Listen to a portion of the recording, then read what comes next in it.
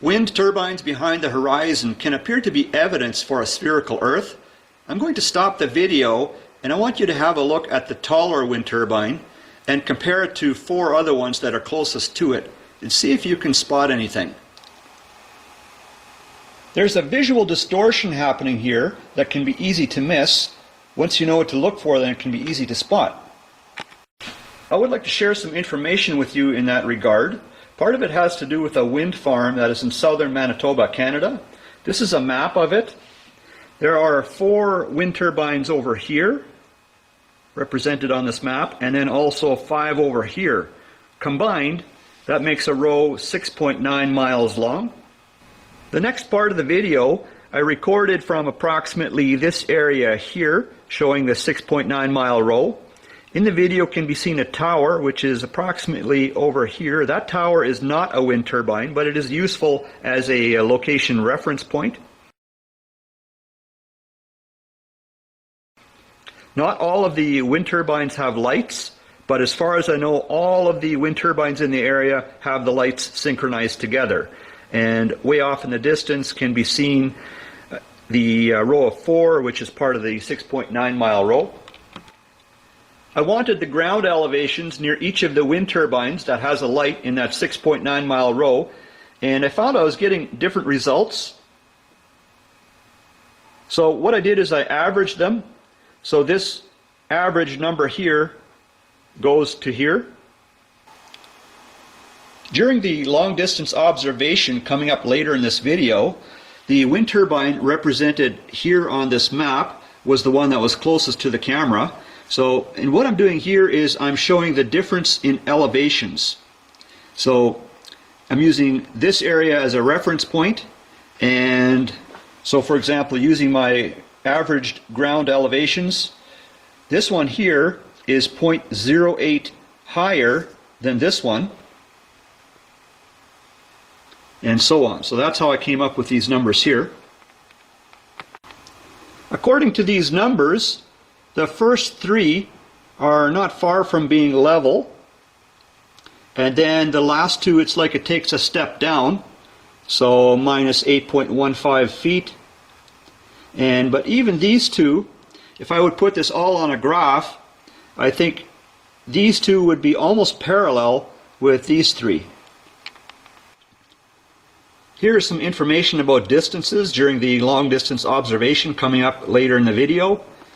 So this location here is represented here on this map, and the recording location is south of Morden, Manitoba. Here's some information regarding the camera height.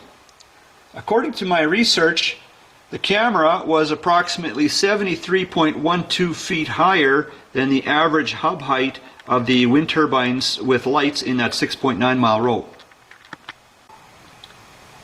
Here's a map regarding the recording location.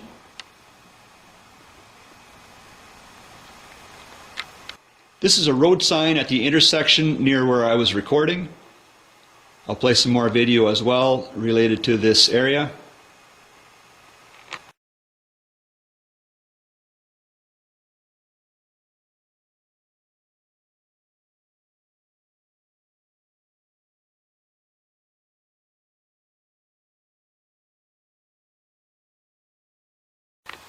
I recorded this before sunrise with the idea of trying to record both the lights of the wind turbines and the wind turbines as well. Later, I adjusted the levels to try and extract more image out of the wind turbines. I think it would be very logical to say that if things are further away, they would visually appear to be smaller than things that are closer. Have a look at the size of the blades that are on the wind turbines furthest away and compare that with the blades that are closer. Obviously, if the blades appear to be smaller further away, then the entire wind turbine would appear to be smaller as well. Coming up, I would like to show a ruler that I have taped to my computer monitor to show the lineup of the lights. So the entire image and the image of the lights are not 100% stable, but it's not too bad, and I think the general lineup of the lights can be seen.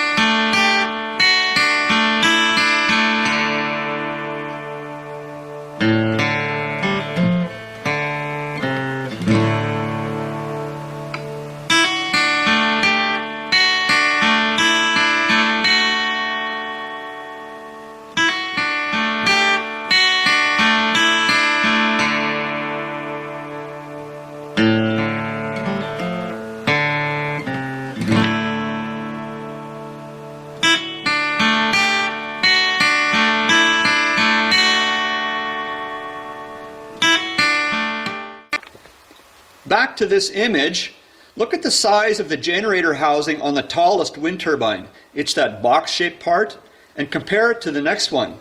So the next wind turbine appears to be a lot lower, and look at the size of that generator housing. Don't the two look like they're about the same size?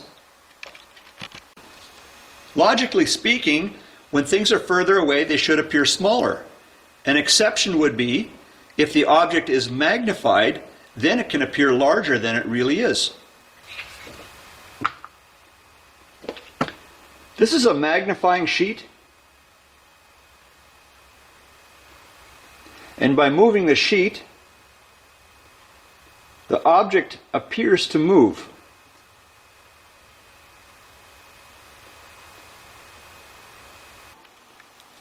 Here are some batteries and that same magnifying sheet.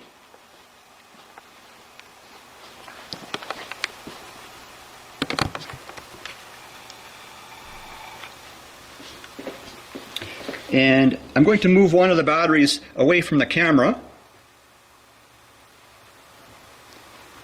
And the battery has the appearance of going lower and increasing in size. So the diameter looks larger now than the other one.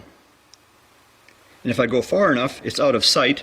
And if I lift up the magnifying sheet, and there's the battery. Now I'll move the battery closer to the camera again.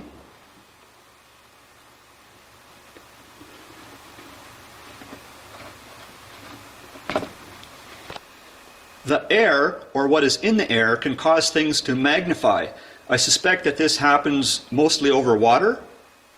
So when you see wind turbines that apparently look like they're partially hidden behind a horizon, study the size of them. You may actually be looking at an optical effect like what I've shown here with this magnifying sheet.